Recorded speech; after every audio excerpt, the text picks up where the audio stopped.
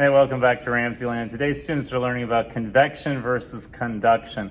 All you need for this lab is just a penny, a Coke bottle, and some ice water. As kids hold the bottle, the heat from their hands conducts to the bottle, and then as the air inside the bottle starts to rise, that convection makes the penny move on top. Check this out. Go again. Come on, 1 more. 2, 6. Come on. Come on, make your hands warm.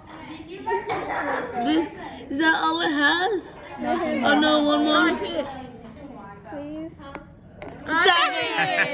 Sit at this table. Go back with Ramsey. 20. Is it moving?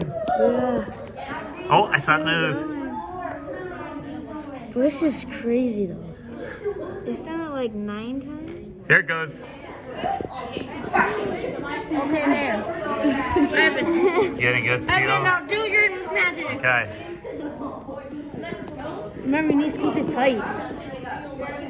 Oh, there it goes. Wait. Yeah, it's moving. Can you do this with a quarter, with like a quarter or not? Yeah, just change the mouth of the bottle. Oh. So just a bigger diameter for a bigger coin.